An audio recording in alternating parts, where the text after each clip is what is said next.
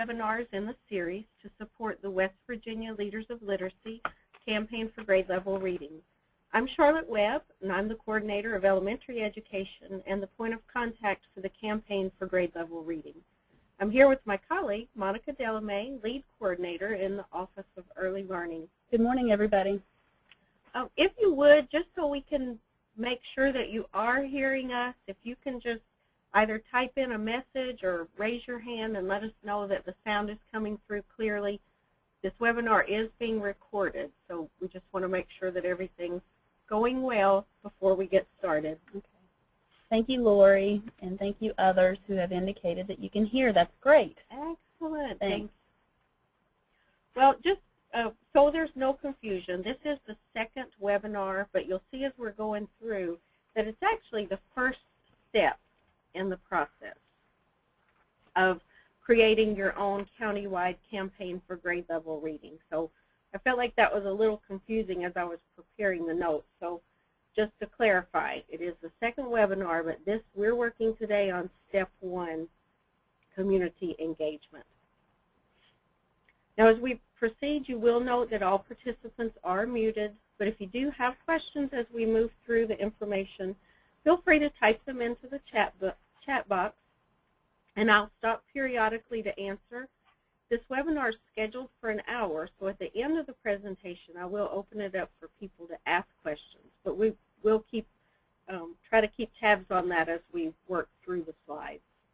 And we see that Tammy has noted that the audio is cutting in and out. Hopefully that has been corrected now. Tammy, are things better?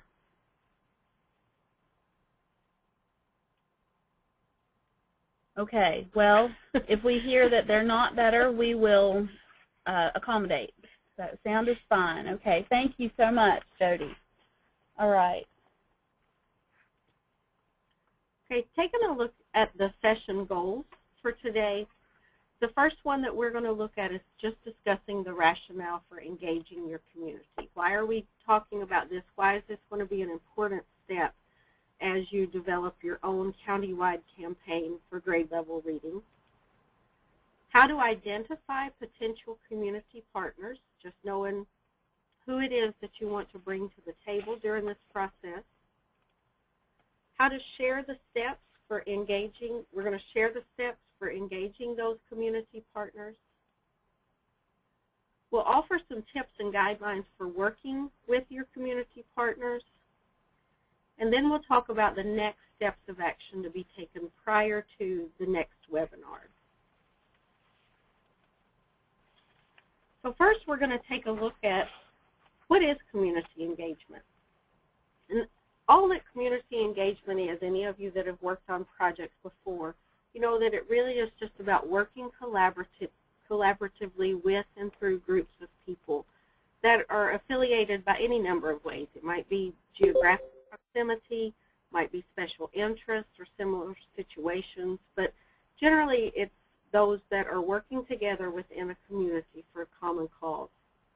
It involves partnerships and coalitions that are going to help mobilize resources and influence systems to create or strengthen relationships among partners and serve as a catalyst for change. If you think back, I know that a lot of you, if you've been in any presentations about the campaign, you've heard this quote regularly, that although schools must be accountable for helping all children achieve, providing effective teaching for all children in every classroom every day, the campaign's based on the belief that schools cannot succeed alone. Engage communities, mobilize to remove barriers, expand opportunities, and assist parents in fulfilling their roles and responsibilities to serve as school partners in the success of their children are needed to assure student success. The truth is, as hard as educators are working, schools and counties need the involvement and support of their communities. There are too many factors related to third grade reading proficiency which are simply outside the school sphere of influence. As you look at this slide, you'll see that I've put several different pictures to represent the idea of community engagement, and was very intentional about that because I want to reiterate the point that this may very well look differently in each of the 55 counties. There is no specific right or wrong way to engage your community. It's more about knowing your community, knowing its constituents, and moving forward based on the shared understanding of the identity and needs in your community. However, as we move forward in this endeavor, I will also be asking many of you to share ideas and resources that may be of benefit to other counties as we move along. So why is community engagement important? Well, when you think about community engagement, it really increases the campaign's influence and ability to achieve the change that you desire. It's going to broaden your base of support, and it can put you in touch with important contacts to leverage resources and get specialized expertise. That kind of support not only makes a program more effective, but it also improves prospects for sustainability.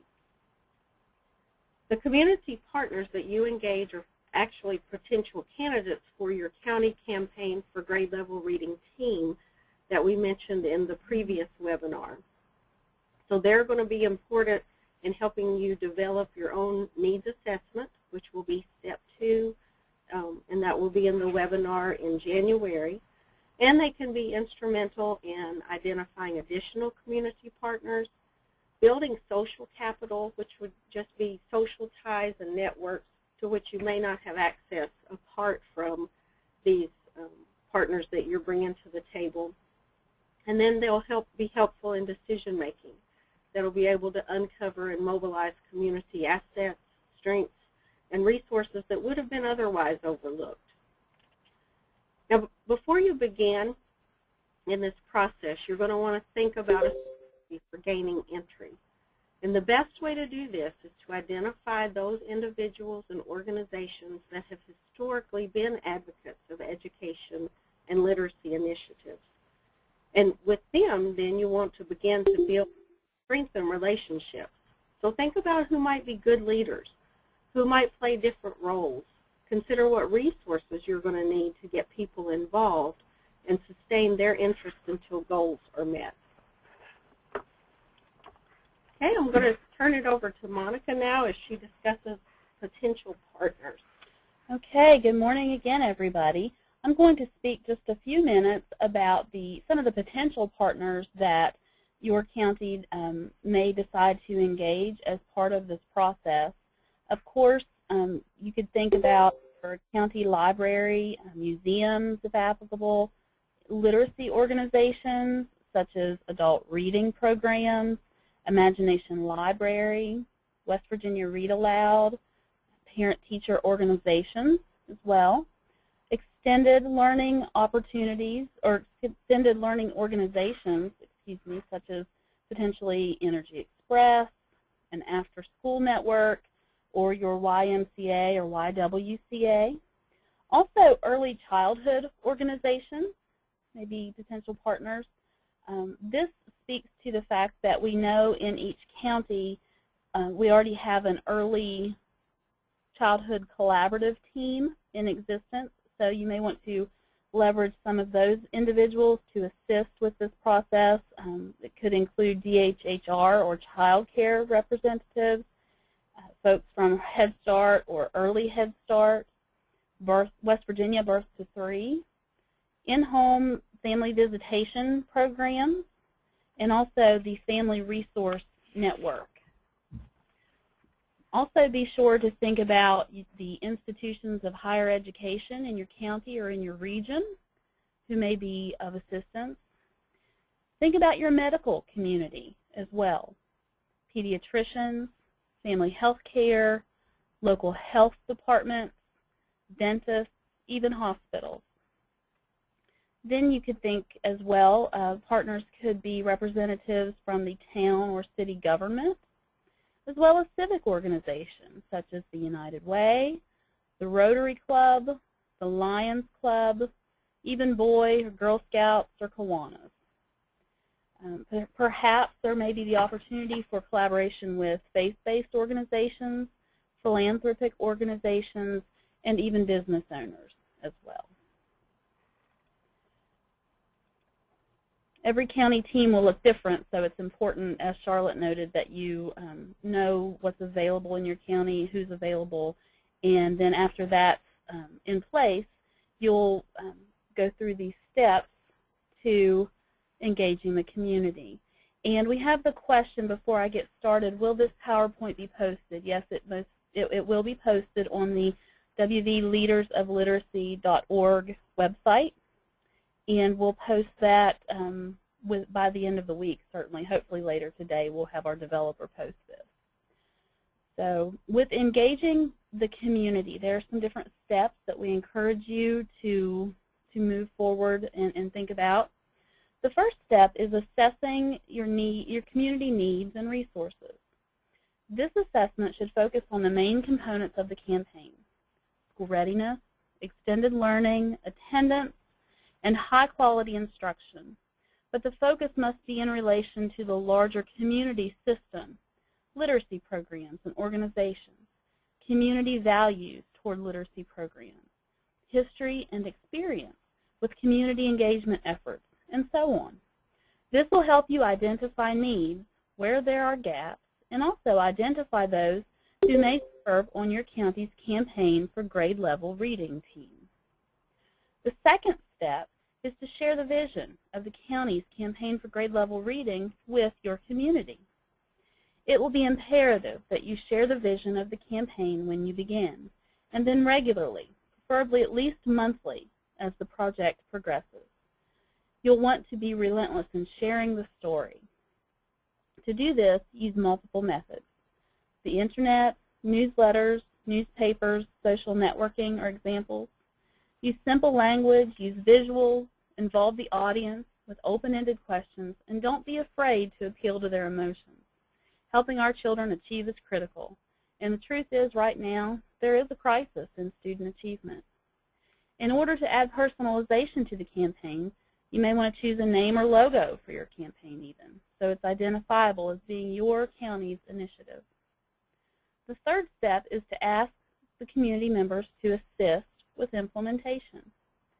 Once you have engaged your community partners, you'll want to get them involved. There are any number of ways that your partners can help with the county campaign. They can help with program planning, bringing different perspectives to the table, offering specialized expertise, helping establish new partnerships, and serving on the county's grade level reading team. Other possibilities are marketing or lending or the securing of resources. You may have partners that want to help with fundraising, providing space for activities, or pro bono specialized training for staff. The best way to determine how they can support your initiative is to ask them. They will undoubtedly have other creative ideas as well.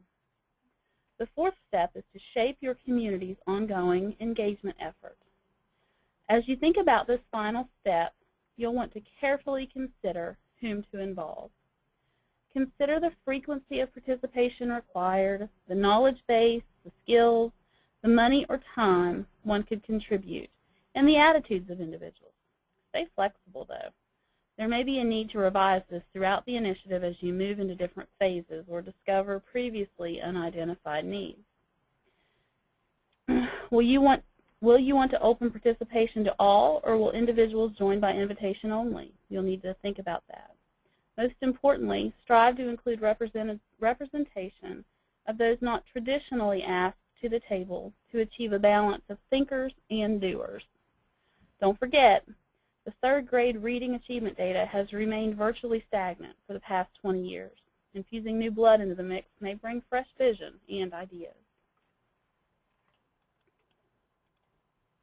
Next, I'm going to talk about some of the different ways to increase the likelihood of success for your community engagement efforts.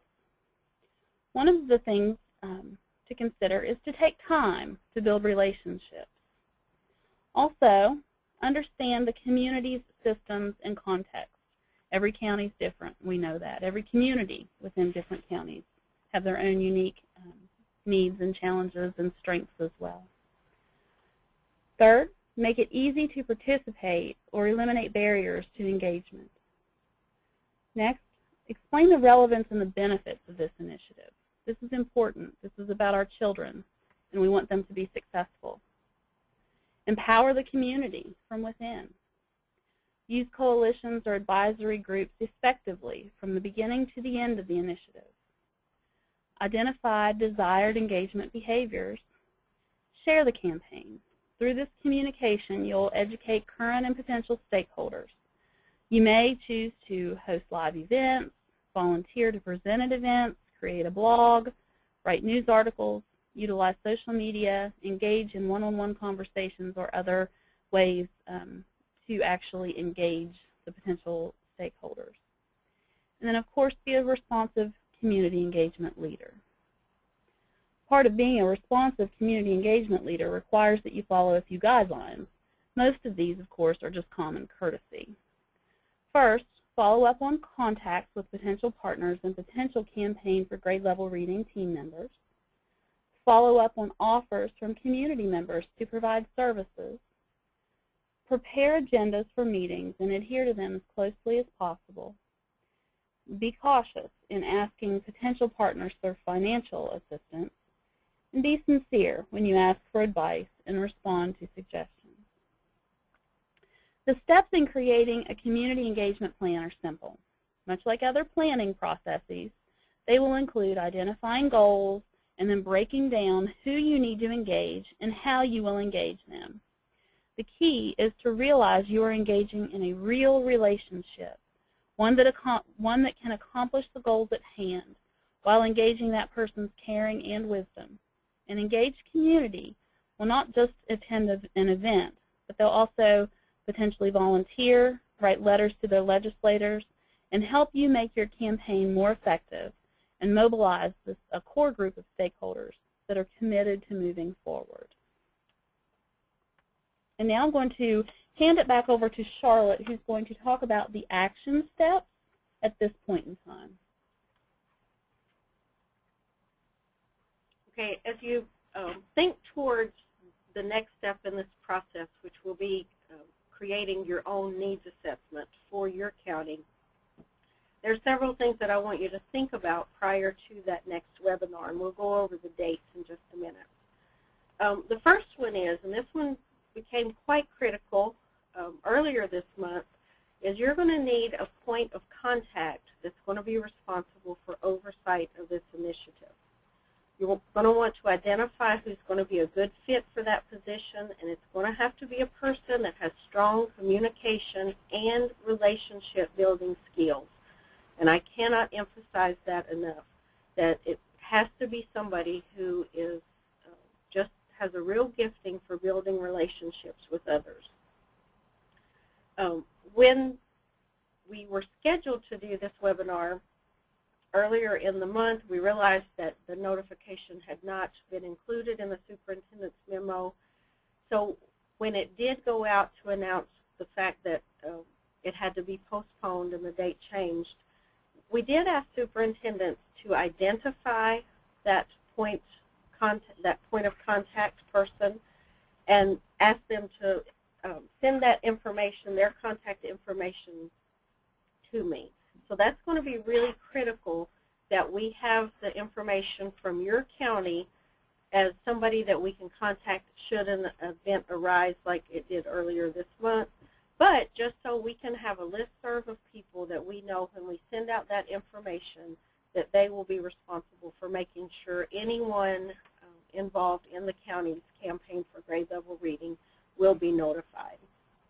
So that's very critical, that you get that person chosen that will be the point of contact and get their contact information to me. Secondly, each county is going to need to begin the process of planning and or hosting a meeting with those community partners.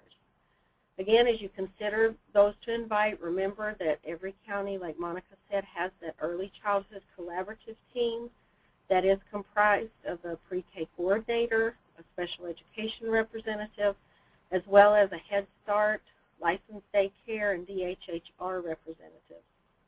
These teams also include partners from the local West Virginia Birth to 3 agency, Child Care Resource and Referral, County Family Resource Network, Parents Education Resource Center, and other community-based early childhood programs. So you have a lot of resources that are already in place that are going to be very important as you gather together your team. And then third, finally, you're going to want to begin assembling your county's campaign for grade level reading team. So even though you have contact with, we've given you a lot of ideas, a lot of possibilities for potential people to bring to the table as you begin, then think about within that group, who are people who are going to help you move your campaign forward. And those are going to be the people that you're going to want to be on your county's grade level reading team. I see the question, can you share the names shared by our superintendent? What we'll do is after Charlotte receives information from the superintendent, or your superintendent may ask you, if you are the designee, to email Charlotte and say, so-and-so is going to be our representative for this county. We'll actually be putting together a listserv to communicate with those folks regularly. So if you don't know, if you think you might be the point of contact, I would encourage you to communicate with your superintendent and ask them who that person is, and if it's you, then that way you'll be aware. Yeah, that's a great question, and I don't know how many of you have been to the website for the campaign, but know that it's in process. The website's in process, and as counties create their own teams, that information will be on the website. So there will actually be a map where you can click on your county, you can see who the point of contact is, you can see the resources that are in place within that county. So that's a good question, and we don't at all mind to do that, to share that information. We want to be very transparent about what's happening. And you're very welcome, Judy. Or Jody, sorry. I have my glasses on. Okay, other questions? We'd like to open it up if any of you have questions for us at this time. I think it might be easier if we give you the opportunity to type if you have a question for us rather than unmuting everyone, because that way everyone doesn't speak at once. So if you have a question, feel free to type it in the chat box and we will address it. Or, of course, if you think of one later, feel free to email us and we will address it that way as well. Okay, while we're waiting, if you do think of any, feel free to go ahead and type those and we'll answer them as we see them. But we'll go ahead and look at the future webinars that are scheduled. Again, this was step 1, which is community engagement. In January 8th, we will be doing step 2, which is completing your needs assessment. And we hope that throughout this process, just to relieve any, anxiety or uncertainty about the process by walking you through each one of these steps individually. So, don't feel like you need to start on any of these beforehand. We'll work through them together and just make sure that everybody has the information that they need. Step 3 will be the February webinar, and that will be developing your action plan. So based on the information you gather from your needs assessment, your community partners, what kind of plan do you need to have in place in order to bridge any gaps that you've identified. And then the 4th step, which will be in March, will be implementation and toolkit. So again, based on the information you've gathered, based on your plan of action, what kinds of tools do you need to help you move forward and have sustainability in your own campaign.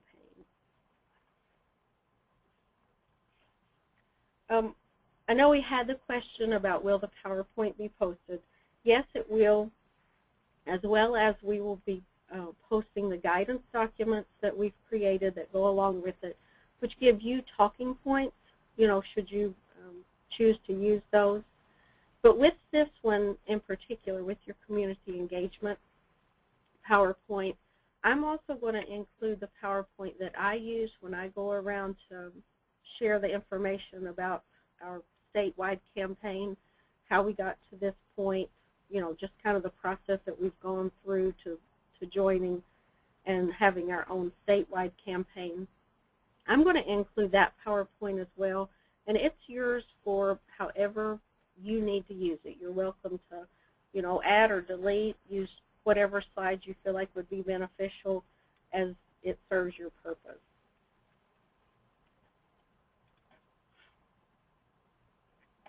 Now, let me again just show you how to get to the website.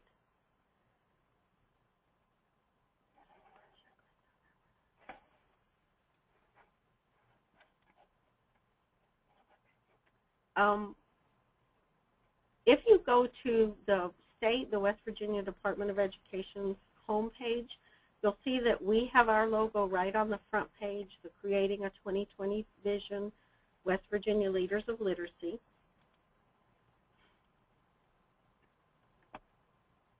So when you click on it, all of the resources,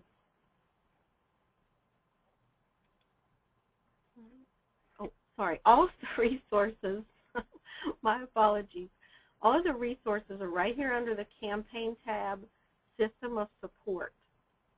So that's where you'll be able to find the PowerPoints as we do them and the guidance documents. So anything that we use will be posted there for you to use in your own county campaign for grade level reading.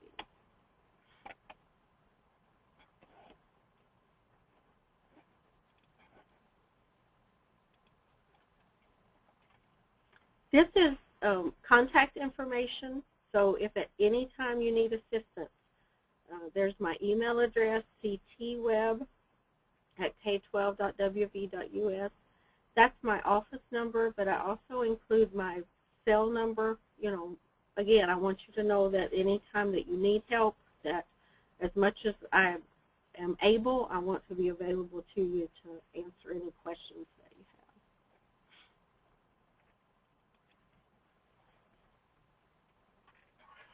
And then the last item that we would like to go over, if you don't have any additional questions, or we would like you to fill in the survey and just let us know, you know, if this is beneficial, if there are things that we can do differently to provide you additional support. So if you wouldn't mind to copy this link into your own browser and go ahead and complete that survey. If you can do it now, that would be super, so we can start getting some feedback just about how to better serve you and support your own efforts in your county. Okay. Well, thank you so much for joining us today. We appreciate you taking the time. Again, Charlotte showed you where the webinar, the PowerPoint, the resources for our system of support will be posted on the WV Literacy website, and we hope you have a great day. Thank you so much. Bye-bye.